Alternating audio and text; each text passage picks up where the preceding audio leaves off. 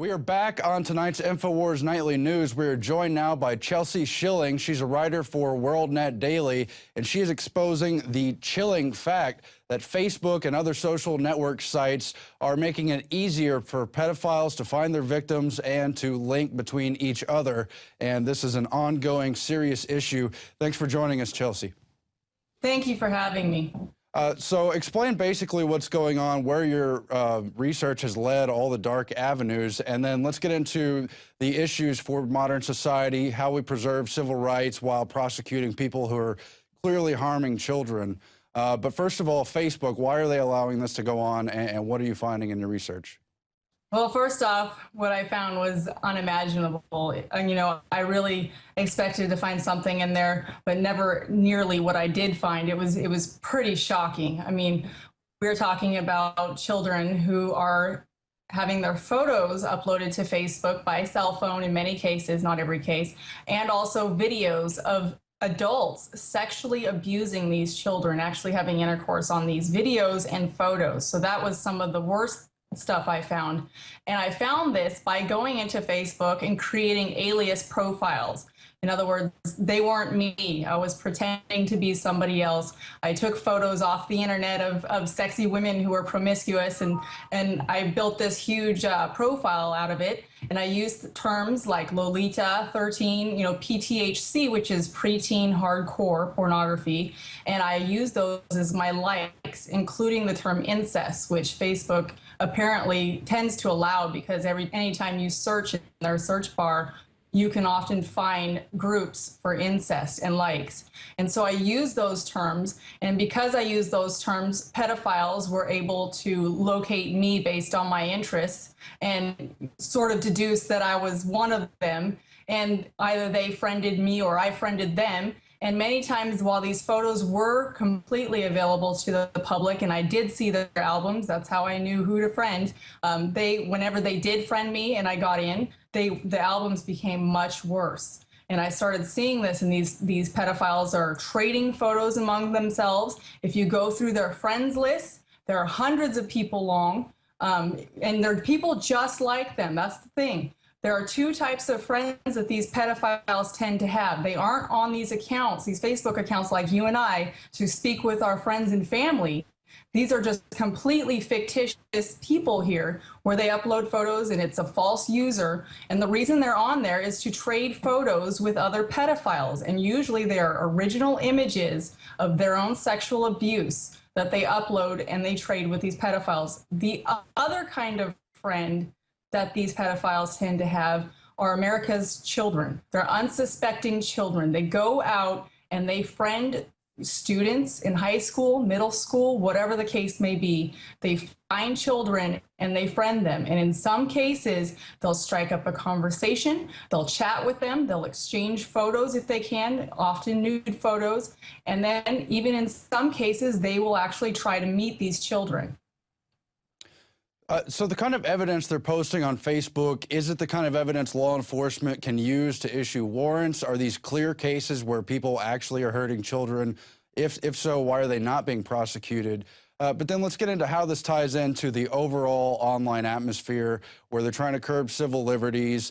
Clearly, these are crimes, but they're going after people for inappropriate content on Facebook, YouTube, shutting down sites for using news clips and things like that, while leaving up clips of nudity, of violence, of copyright infringement, and on and on. Isn't it ridiculous?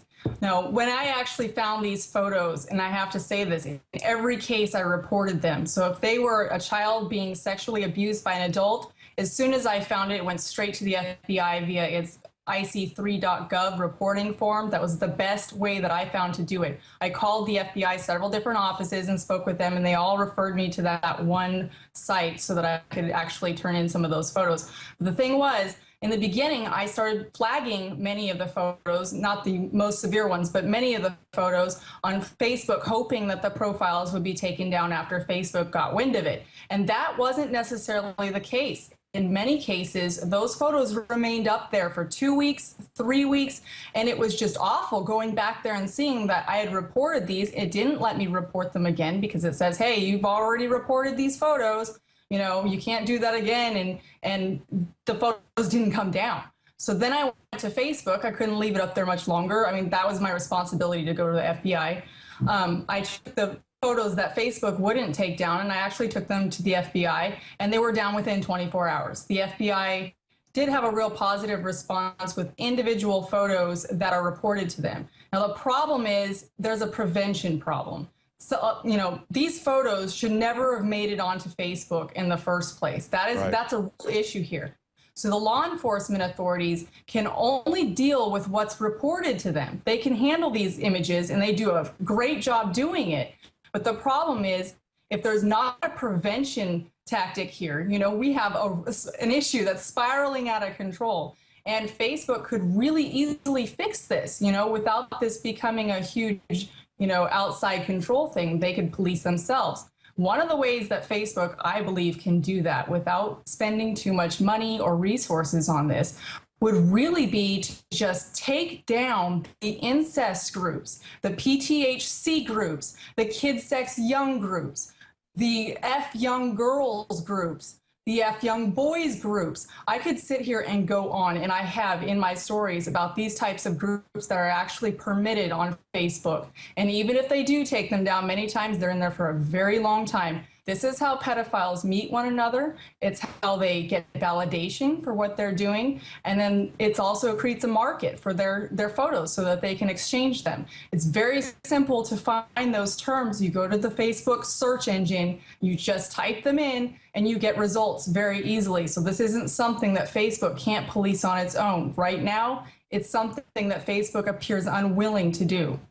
Chelsea, where do you feel like the rubber meets the road with SOPA, with ACTA, with CISPA, and other online treaties and bills they're trying to push through? We've seen some of the greatest flourishing of liberty and political discussions. All that's been enlivened from online. But, of course, it does make it easier for certain types of criminals to associate along the lines of what we're talking about and so forth.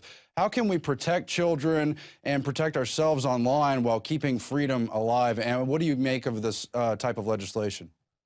See, that's the end goal of a lot of people who've written me especially. Why should we have to force Facebook to do this from outside law enforcement or investigations and such? If it comes down to it, it is child porn. If it doesn't come down, I don't have a problem. This is illegal content. Somebody needs to do something about this. Sure. But first and foremost, I would like for Facebook to take the initiative. I mean, think about it. With their IPO launching, this is a huge risk factor. I personally believe that it probably should have been disclosed in their S1 filing with the SEC. I spoke to them about that. It is not in their current S1 filing. This is a risk. This is a huge risk. It could cost them money in a big way. And I really feel like it would be easy for the company to sort of police this. And then, who knows how investors might feel about that. I think I would probably feel better as an investor putting my money into Facebook and knowing that this was a real prerogative for them, that they weren't going to allow this stuff to invade the site that I'm investing in. Sure. Yeah. Well, we have to find ways to do both. What do you make of pedophile rings in terms of where it's been connected with high-up political levels? We saw the scandals with various coaches, Sandusky, and the people from the other universities last year. Some of those reports indicated that a number of even higher-level, more elite, richer donor-type people may have been protected in those scandals. How does that parallel with the stuff that's happening in the online realm? I honestly think that this is my personal opinion. This is an extremely uncomfortable and inconvenient subject. Nobody wants to even acknowledge that it's such a huge problem. They look the other way. Nobody wants to talk about this. I don't get my jolly sitting here talking about poor children being raped on Facebook. This is not something that anybody enjoys talking about. However, if we look the other way, if we pretend it's not happening, I don't care if it's a pastor doing it. I don't care if it's a Boy Scout leader doing it. I don't care if it's, whatever it is, a teacher. It doesn't matter. We don't need to be protecting these people. We need to be protecting the kids. Because the problem is, in a lot of these cases, these children are being abused many times by their own parents. They don't have people to stick up for them, and that's why this is such an issue. Who is going to support the children in this situation if not Facebook, where they're, protecting the victims of this situation? And, I didn't mention earlier that I did spend 2 full months trying to get a response from Facebook about this. I called them. I emailed them multiple times, and I was really trying to get them to go on record. I want to work with them. I don't want to force their hand from the outside and try to get the DOJ to investigate or Congress to do something about it.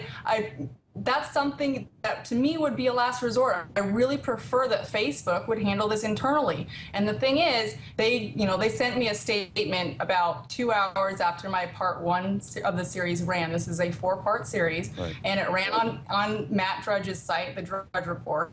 And because of that, and because of our great readers, we received 1.5 million hits on that first part. And so it got Facebook's attention. Within 2 hours of it running, they decided to contact me. And they sent a statement that really seemed sort of recycled and didn't answer any of the questions I had, and I sent them a very long list of them. So we ended up having an off-the-record conference call with some Facebook executives, and I can't go into what we discussed there clearly, but I will say that the status quo is where it's at. From my impression coming out of that, nothing was about to change. And I think that if I were to speculate, and I think it's a pretty good guess, I believe that to actually do something about this, Facebook would actually have to acknowledge that it really is a problem on their website. And to do that when they're about to launch an IPO, to them, it's a huge risk factor. They don't want to come out with this and acknowledge that this issue is as big as it is on their website. But that's illustrative, too, that it's so difficult to address this issue, but Zuckerberg's brag that we're spying on all of you. Google has pretty much said similar things. They're tracking everything online. They consider the general population to be privy to being spied upon, but they won't go after clear-cut criminals, or at least people who think it's cool to associate with that criminal culture. Isn't it ridiculous? You hear all these complaints about how Facebook is deeming comments inappropriate and flagging them and such, and people are complaining because it's political speech, it's free speech, it's essentially stuff that doesn't really matter to anybody and doesn't harm anybody at all, and is not illegal. And somehow they always find those comments, don't they? They can regulate those comments, but for some reason, it's difficult for Facebook to find the term incest in its groups and PTHC and all of these horrible terms using, that the pedophiles use to identify one another and they like. I really have a hard time believing that. Yeah, and I think that speaks volumes. Chelsea Schilling, your articles are at WorldNet Daily. They've also been covered, as you pointed out, on the Drudge Report. Thanks for joining us, and we'll speak to you in the future. Thank you for having me. Bye-bye. And that's it for tonight's InfoWars Nightly News. Please consider subscribing to PrisonPlanet.tv. We count on your support to get the word out about our broadcasts, cover the hard topics, the questions the mainstream media will not address. Thanks. We'll be back again tomorrow. Good night.